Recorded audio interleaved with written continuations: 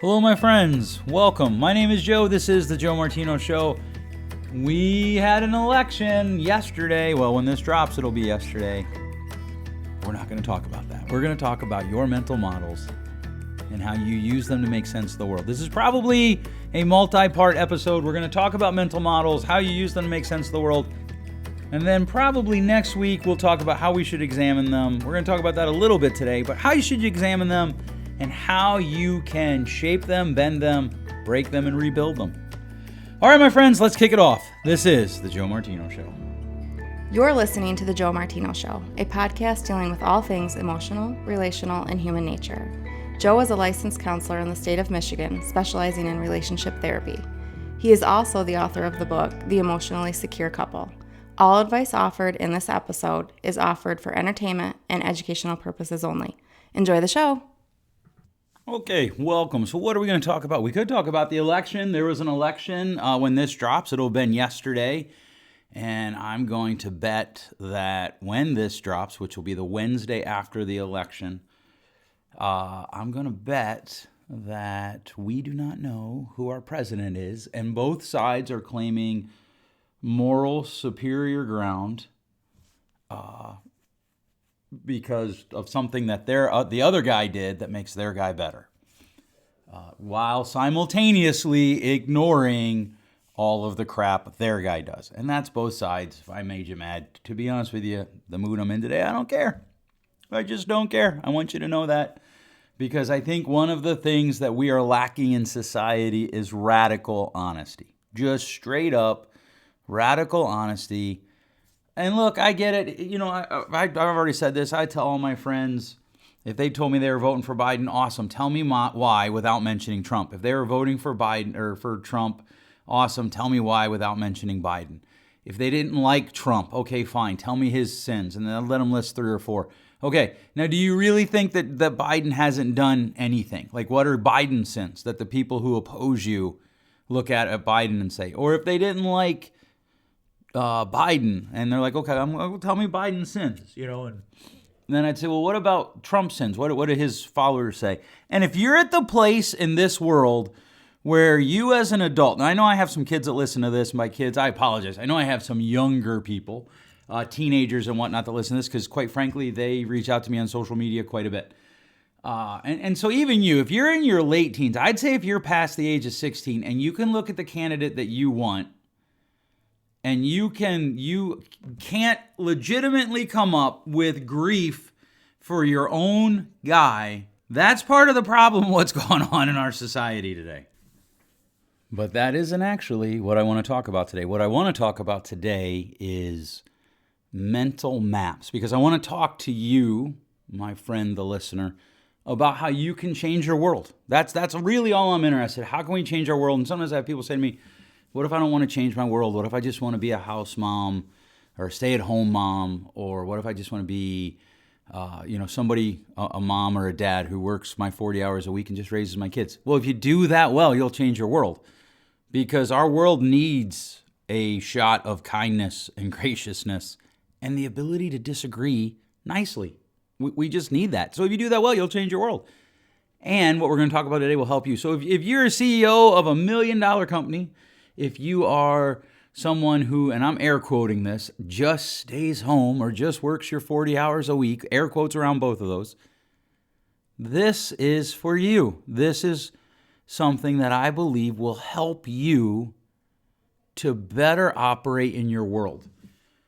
It's important, because one of the things that I run into a lot is people tend to struggle with, they repeat the same behaviors. They lean into something, they do it again. It's one of the reasons the personality tests are so, especially ones that don't mean anything. Like, take this quiz on Facebook, or, the old astrology things, read this, and, oh, it's so accurate. And some of the ones that even are more accurate. I'm on record, I don't like personality tests. The Enneagram is just something that I think too many people use as an excuse to acknowledge but not change bad behavior. Well, I'm just a 7. I'm just a 3. Well, I'm a 9, I'm an 11, because I'm not sure. There might be a 9 in the Enneagram. I don't remember. I'm an 11-74-6-9 with a wing of Kerrygold butter, which, can we all just agree, regardless of what happens with the election, Kerrygold butter is worth every penny they charge us, and it's the best butter out there. All right, but that's me. I'm those numbers with a wing of Kerrygold butter because I don't like them, because they give us a mind map that is fixed. That's why I don't like them. I've been trying to articulate this for years. Probably in the last month and a half, I was like, oh, that's it. That's what it does. And what happens is I watch people engage in bad behavior. I'm going to change. And they don't, because they don't ever change their mind map. Well, what are mind maps? Well, mind maps are what our brain does to help us make sense of the world around us, whether it's if you move to a new area, or even better, let's say I used to live in the Washington, D.C. area, and we moved away in 2000. We moved away, and we moved about an hour from probably about 2 hours from there, down to the eastern shore of Maryland. And then 4 years later, we moved completely away. We moved 10 hours away. And I went back 10 years later, and I had a mind map in my head about how I got around the area. You take 29 here, and I don't even remember, Manassas Parkway there, and 66 there, and you do this way and that way, and this road's a little bit quicker, but it's a back road.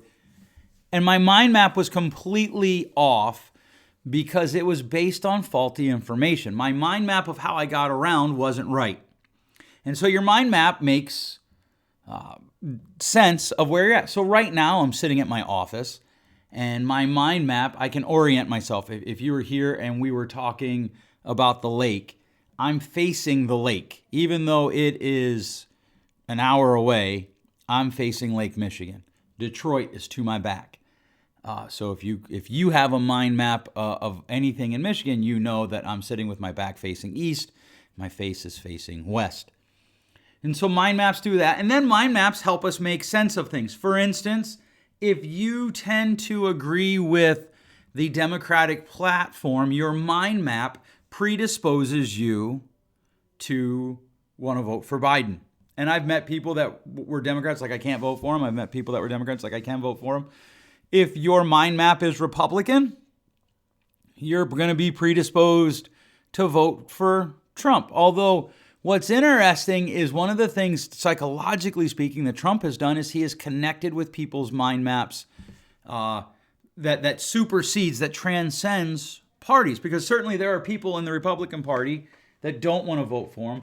And then I know that there are a lot of people who want to vote for him because neither party likes him, right? Like essentially the Democrats don't like him, the Republicans don't like him. And that is what causes him to have appeal to people, or to some people, because their mind map is, well, I don't trust them either. Our mind map makes sense of things. So this morning I pulled my truck up to the office, and my wife was with me, and I parked it sideways to drop her off, and I said, I'm going to go drop the truck off for an oil change, and I'll walk back. And she was like, oh, I wondered what you were doing. She had a mind map about how we pull into the parking lot that didn't actually map out. It didn't compute, if you will. It didn't create a solved formula for what was going on. And this is what our brain does. It creates formulas that solves what's going on so that we can orient ourselves in our place in this world. Now, in the past, I've talked about how our mind will fill in gaps. If we have two pieces of information, but the middle gap is missing, we'll fill it in. Our brain will give us a cognitive reward, and we'll move on.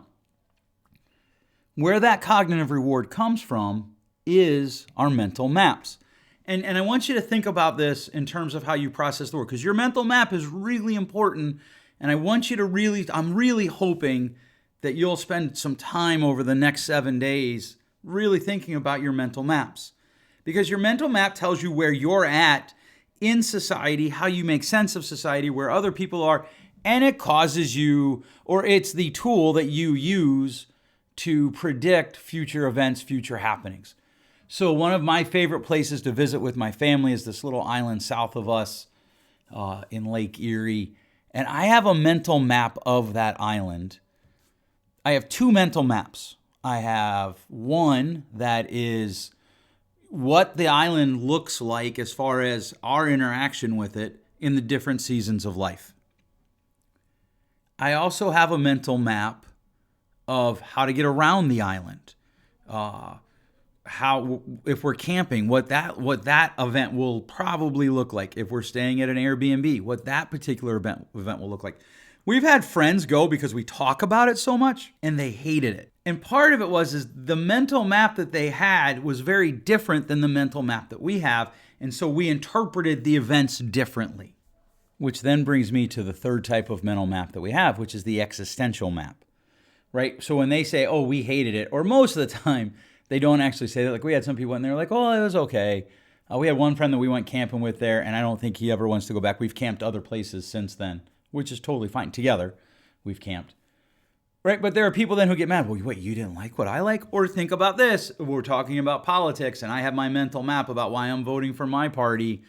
And you have your mental map about why you're voting for your party, and then you tell it and you attack my party. Well, I'm mad. Or sports.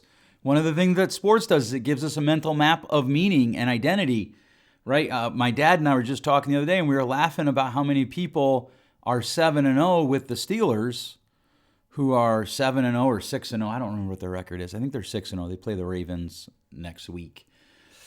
So that'll tell you what day this was recorded, if you follow football. But anyhow, they're like, oh, we this and we that. And they have a mental map of that. Now, here's where this gets important. Our mental maps are constantly being formed. In fact, if you read survival books, right, books about people who survive in extreme circumstances, one of the interesting things is that kids 6 and under survive extreme circumstances at a far higher rate than kids 7 to 12. Part of that is kids don't have a mental map about being lost at under 6, typically. 7 to 12, they start to get that.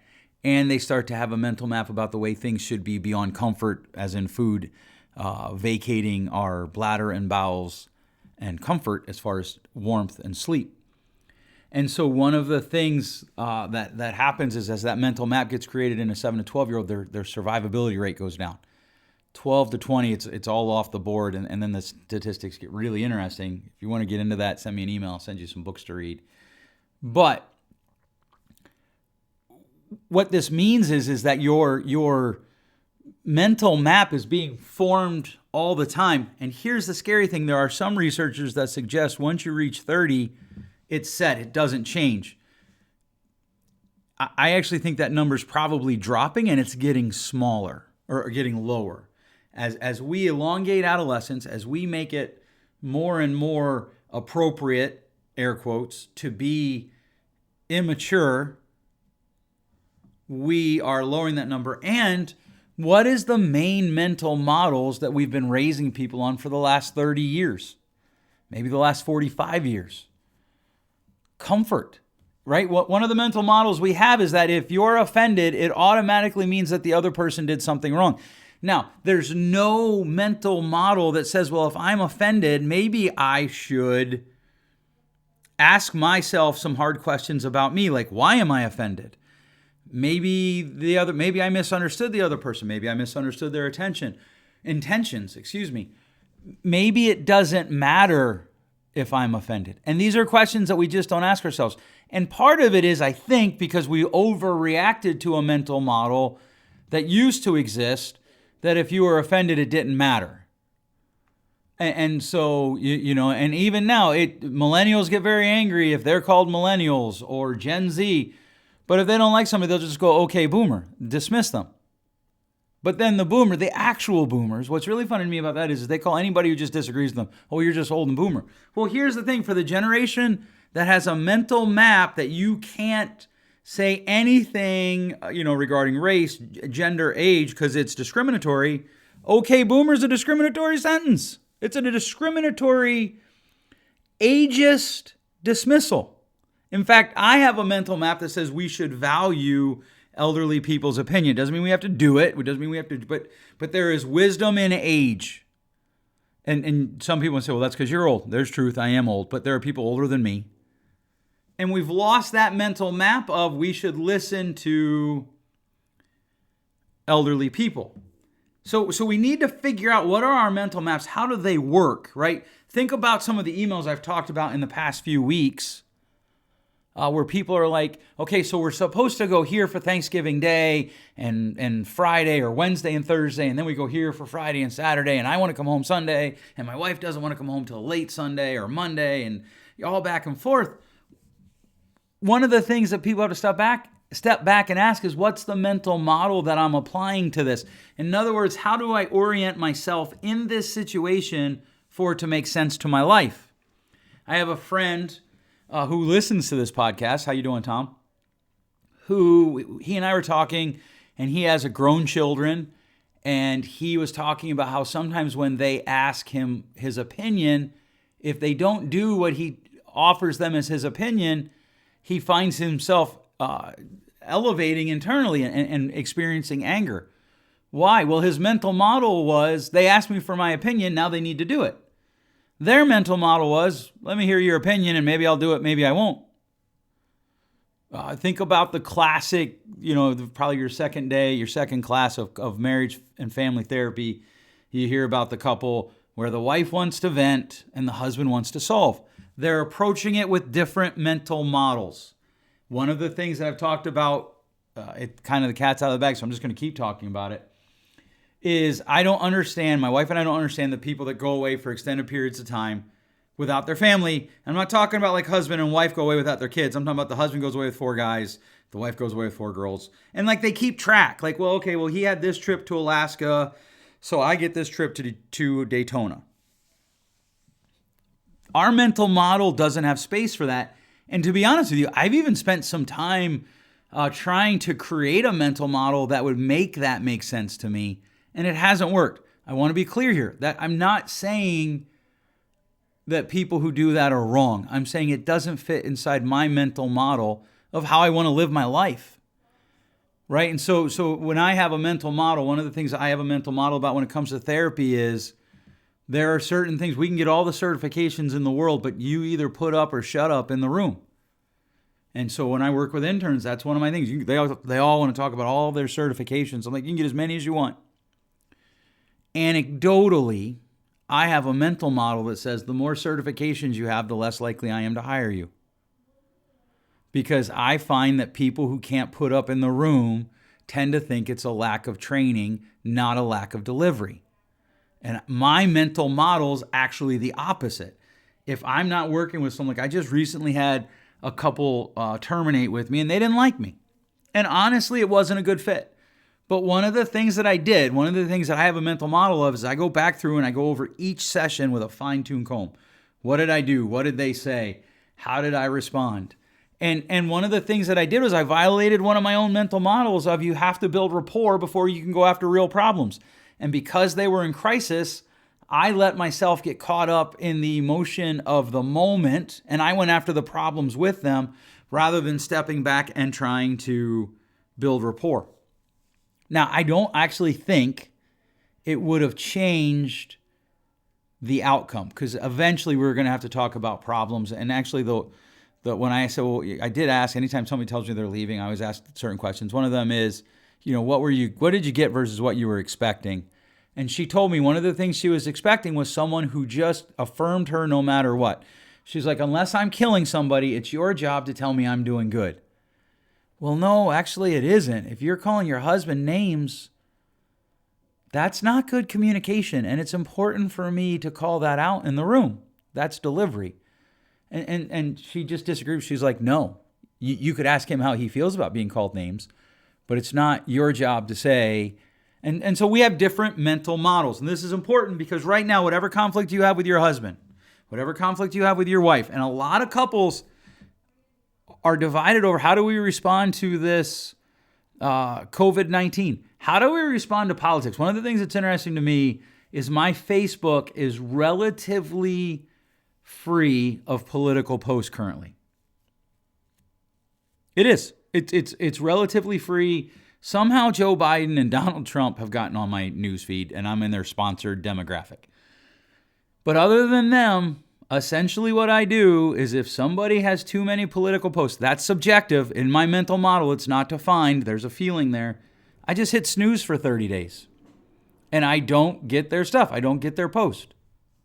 And so what happens is I open up my Facebook, and in fact, I'll do it right now while we're on the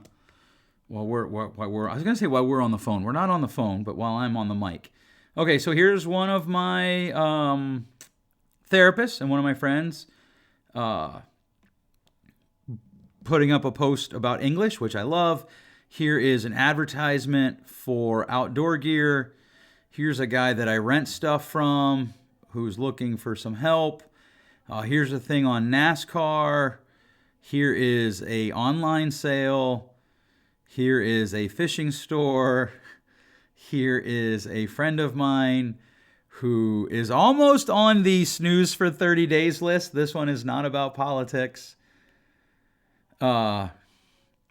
This one here is a friend of mine who has a lot of political posts, but for some reason they don't bother me, so I slide past. And it's not even that I agree with him. He just doesn't. He puts up what he believes in, I think, and so I'm okay with that. He doesn't attack the other person. Here's one for lawnmowers. Here's one for a Hodag licking stick. By the way, if you're a hunter, I encourage you to look them up. It is an amazing invention. Here's one for a camping site. Here's a dude from California that is talking about thinking. So he's a thoughtful person. Here is an Italian group, hats for sale, a group that I belong to because of a specialized camera that I own, my old neighbor from when I was a child, a college friend posting a hymn, t-shirt advertisement. And so you get the hint. Now, here's the thing. People act like they're just slaves to their Facebook. Their mental model is like, well, I'm a slave to it. And so like I have a friend who also listens to this podcast, Amy, how you doing? Who got off Facebook because she was like, it just dials me up, so I'm getting off. And I'll be honest with you, my first mental model was like, well, why? Why does it dial you up? Just slide past. But then it hit me, I don't delete it because I actually need it for business. I just snooze people regularly. And it doesn't dial me up too much. And if there are people that dial me up a lot, I will typically unfollow them completely. Right? And so what she did was she used a mental model of, okay, there's a problem. How do I solve it? And so one of the reasons that discussions on Facebook don't work very well is because it talks about things that are post-mental model. It talks about things that you're arguing something. If you think about how we process the world, the mental model is the root, and most arguments happen at the branches way at the top of the tree over the leaves. And so, for instance, this morning I read an article about stances on abortion. And the person who posted it was like, I've resonated with this and da-da-da-da, which is fine. But the author of the article that she posted lost me when she made to me an illogical argument. I think it's a logical fallacy. And I read the rest of the article, but my mental model was like, wait, logic says this, and your article has this giant pillar that's a logical fallacy. And so, I scrolled on. Here's the thing. I didn't say anything to that person because I have developed a mental model that debates on Facebook is like sitting in a pool of gasoline, launching matches and being surprised when you get burnt. So I just don't engage in them very much. Sometimes I do, but very, very rarely because my mental model says no. So what happens is your mental model makes sense of what's going on with you. One of the things that happens to people when they encounter hard things, they have a mental model that causes it to make sense or not make sense. And so think about this. If one of the things that we've done is we have elevated safety to everything, you have to feel safe. You wear a helmet when you're on the swing set, on top of the rubber ground, on top of the wood chips, on the swing that can't take you too high. Risk is always bad. What happens when life gets hard? We don't have mental models on how to process it. If you're always solving your kids' problems, they don't develop their own mental models for how to solve them. I have a mental model that manipulation is always bad. Always. Doesn't mean I don't manipulate. I'm not perfect. Lord knows, anybody who knows me knows that. But a mental model that says manipulation is always bad. When I find manipulation in my life, I have to apply that mental model to it to eradicate that particular manipulation. Think about this. There's a book called Dirt is Good that talks about unintended consequences. It's amazing to me that we live in a day and age where we have to talk about how dirt is good for you, but it's actually good for your immune system, for your biomes, for all of those things. And you think about one of the things, what happened when we created a mental model, all dirt is bad for you. Allergies are way up. Like allergies that are just, we're experiencing allergies at way higher numbers. Immune systems are down. And I mean, this isn't even like a left-right thing. This is just, there's a lot of data on this because we had a mental model that we didn't examine. So how do you figure out what your mental model is? We go start asking, what are things I believe at my core self? What are things that I'm using to orient myself in this world? Right? So we, my friends that write in, those of you who write in like, well, I don't want to go to my in-laws, but I have to. No, you don't have to. You have a mental model that is compelling you to. So you want to look for that type of language. What are the things that you feel compelled to do? What is your mental model in those things? Because probably that's where your source of motivation is found. That's where your source of grief is found. That's where your source of distraction is found.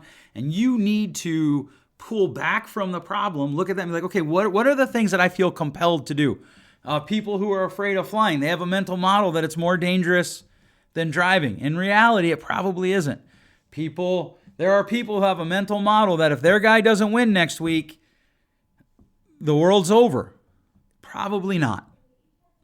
At the same time, certainly there are policies that concern me. I have a mental model that says smaller government's better. Less government intervention is better. Always.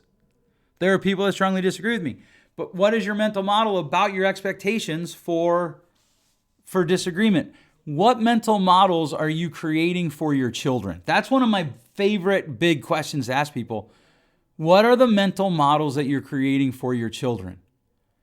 Should everyone agree with you? Should everything be safety? Is there no risk? One of the things that's very interesting is one of the books that I just finished reading talked about how different people survived, and obviously it's smaller numbers, when large groups of people died in events. And one of the things that they have found is people that naturally question authority. I'm not talking about being a jerk. I'm not talking about being mean, but just naturally question authority. They're the ones who tend to survive. My kids are going to be rock stars because they naturally question authority. So one of the things that the book listed was people who survived the 9/11 attacks from the towers. There was actively people in authority saying, stay in the building. And there are people like, no, I'm going out. Either arrest me or let me out.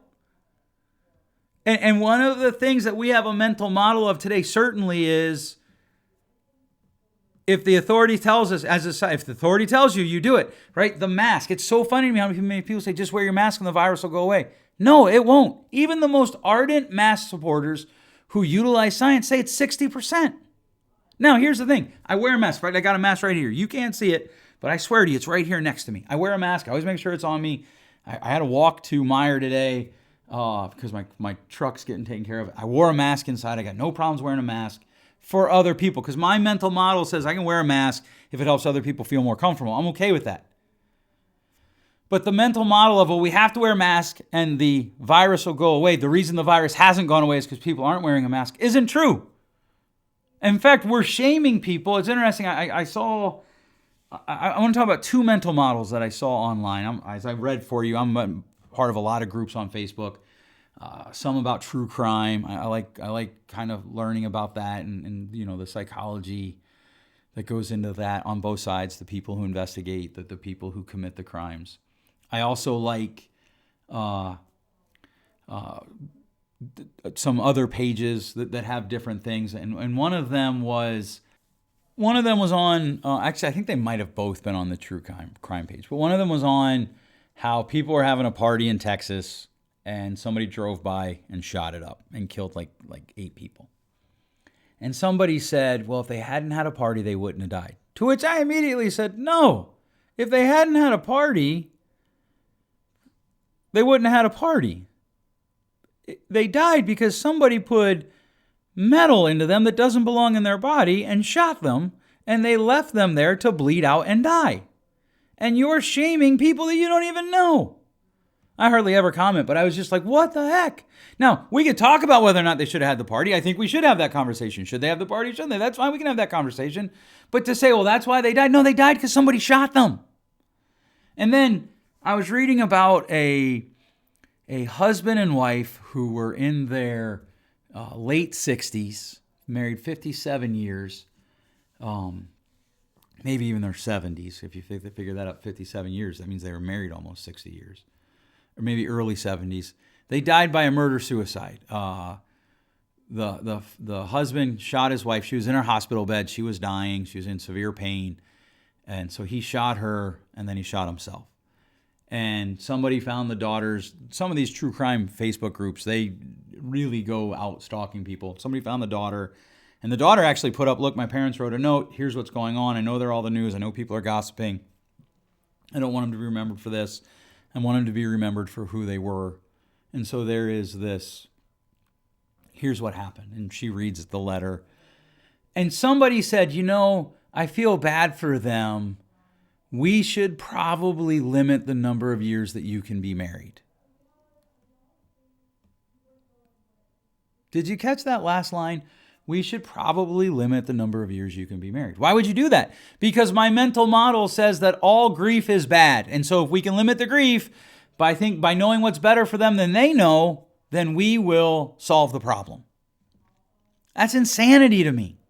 The mental model of, I'm not for people getting shot, but, they did go to a COVID party. So if they hadn't done that, they wouldn't have got shot. No, they wouldn't have got shot if somebody didn't put a gun on them and pull the trigger. It's okay to do violence if I feel hurt. I hear that all the time. That's a mental model that isn't accurate. And mental models that help us make sense of the world, the beauty of them is when they're right, we don't think about it. We just move forward. We just do it. I can drive from where I'm at to home without a whole lot of intentional thought. I meet parents, especially in my room. Well, my 14-year-old is being disobedient. Okay. Well, my 14-year-old's being disobedient. Okay. Well, no, you don't understand. My 14-year-old isn't doing what I want. Yep. Okay. What mental model do you have? Why do you have a mental model that says it's okay? Why do you have a mental model that says my 14-year-old is going to be completely obedient? Now, a lot of times they might say, well, why do you have one that says it's okay for him not to be obedient? That isn't actually my mental model. My mental model is I assume that my kids are going to push on things and I'm going to have to train them. I'm going to have to train them up in who they should become. Someone wrote that thousands of years ago, and I've always thought that is a good sentence. And so the mental models that we run, we don't think about. They just run the program. Right now I'm recording this into a program, and it's just running. I'm talking into this mic, but I'm looking at the screen, and I'm watching the physical representation of my voice to make sure that I don't go outside of these certain things that I'm told are good. And as we move through life, our mental models have to be examined. If you and your spouse are fighting, what's the mental model that you're using? What's the mental model that they're using? Do you have a mental model together where the two of you can disagree? I know people we never fight. We don't yell. Yeah, okay, great. So your mental model is that any fight that's a yell is bad, but you don't talk for 3 days. That's emotional abuse. And that's not a mental model, that's a definition. But definitions inform mental models. I was at a pizza party one time talking to a guy from the city, and he was making fun of me, like just straight to my face, because I drove a truck. At the time I was looking for a truck. I had on my cowboy boots, and I had on blue jeans, and I think I had on a flannel, and he was just straight up mocking me. And then we talked about my PhD program. He's like, what PhD program? I'm like, I'm in a PhD program. And he actually had enough self-sense to say, so wait, you drive a truck and go to PhD program? I said, well, as far as I know, driving a car isn't a requirement to go to a PhD program. Now, here's the thing. Out of that, I developed a mental model. I don't like that guy. In fact, we live in this region, the Southwest Michigan. And when I see him sometimes, my internal initial response is, there's a jerk. I need to debate that mental model. I need to argue with that mental model. I need to push on that mental model. I need to have a mental model that kind of works as a meta, right? It makes sense of all the different models that I have to move forward. And so my hope for you today is that you can step back from the leaves of the argument that you're having, from the distress that you're having, and ask yourself, what's the mental model that you have? One time I was working with a company, and one of the department heads didn't want to have to answer to the CEO, didn't think he should have to have a yearly review with the CEO, didn't think that he should have to answer to the CEO as long as he was making money, as long as his department was profitable. I actually told the CEO, unless he changes, you're going to have to fire him. One of the mental models that I had when I started this business is that as we grew, right, when we started out, there was 4 of us. We were all kind of friendly. Well, we'll just all be friends. It doesn't work that way anymore. Now, most of the time when I walk in a room, conversation changes because I own the company. I get it. It's a mental model shift, though, that I have to have. What's your mental models? How are you making sense of the world as you lean into it? And are you examining them for consistencies and inconsistencies? That's my question today. So take a sheet of paper, write out 2 or 3 things that you're doing, or 2 or 3 things that you're in conflict about, or 2 or 3 things that you're stressed about, and ask yourself, what's the mental model that you're using to understand that situation? All right, thanks so much for listening. If you like this, please share it with a friend. I would love for you to do that. It's so helpful to us. It's one of the best ways that we can get the word out about this podcast. We do have exciting things happen. Once this COVID thing clears up, we have some exciting things that we want to offer to you. We're just waiting for it to be safe, to be honest with you. All right, I hope that you are enjoying your November. We are in the first week, but it's going to snap your fingers and it'll be done, and we'll be down to the last month of 2020. Thanks so much for listening. We'll catch you next week. Thanks for listening. If you enjoyed today's show, please share with a friend. And hey, give us that rating in your podcast store. Until next time, change possible.